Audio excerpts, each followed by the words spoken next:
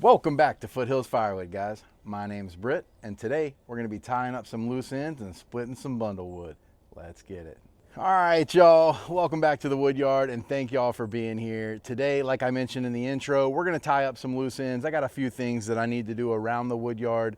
I've been doing a ton of selling wood, have not been doing a ton of producing wood. It's been a couple weeks since I've really got out here and had a good split session, although I come out here, after work sometimes and do a little bit here and there. So I would like to get my bundle grade oak split and in totes and covered for the following season, ideally in October, November, December, somewhere around there, so it's ready to go next year. I also have some stuff in my way. I've got these poplar saw logs. They're not saw logs. I'm gonna saw them, so they're saw logs to me. But I've been using these as skids. As I process wood here in the wood yard, I'll bring it down here and cut them on these skids, and I'll kind of work from right here. However, I did get a load of pine recently that has great logs for that in there, and these are nice, pretty well dry poplar logs, so I'm going to split them up, and they'll probably be ready to sell in the next 3 to 4 months. I'll probably let these roll out with my spring bundles. So I'm going to get some of that done. We're going to run the saw, then we're going to run the splitter, and I hope you guys stick around.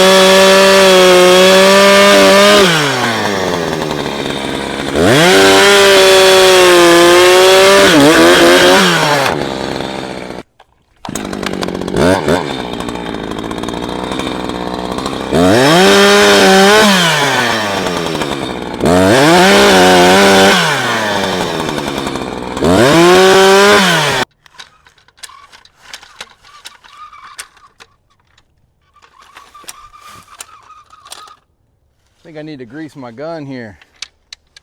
I can hear it squealing.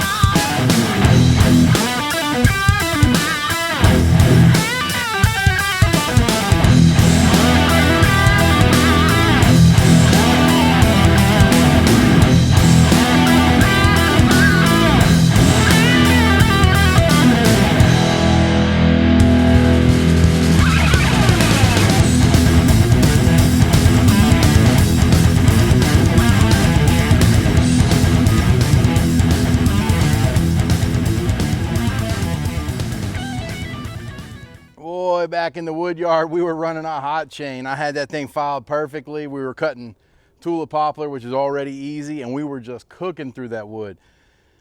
My tree guy gave me a couple pieces of poplar here, and a lot of them are good, but I got into early on the one that wasn't. So we started throwing big chips up front, and by the time we were finished, we were throwing snow. So this chain, far from cooked, but it definitely needs a nice sharpen on it because it is getting nowhere. I'll show you guys this wood.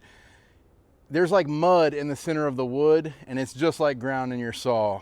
To my knowledge, I don't think I hit the ground at all. I'm almost positive coming through. I felt it hit that core that was like rotted out, and as soon as it melted through that core real quick, it just sunk through it. It wouldn't even finish the cut on the bottom. So I pushed it through it. I don't recommend that. I would say don't saw with a dull chain, but again, tulip poplar, in the sake of getting it done, we went ahead and finished it up. I'll show you what I'm talking about with the rot. So that right there is a nice solid core of tulip poplar. This right here is just rot in the center, and it cuts like mud. And then got some over here and all the way down.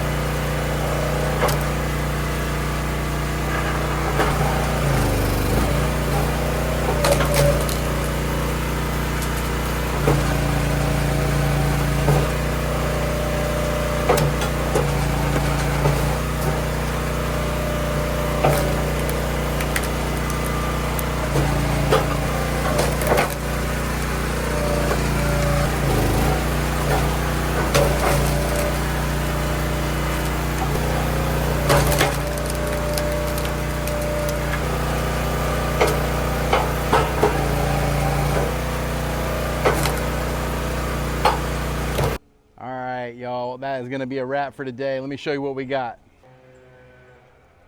Don't mind the blowing in the background. My neighbor's just getting it looking right over there. So what we have here is well over a stacked tote here. This is definitely a third of a cord of beautiful bundle grade tulip poplar.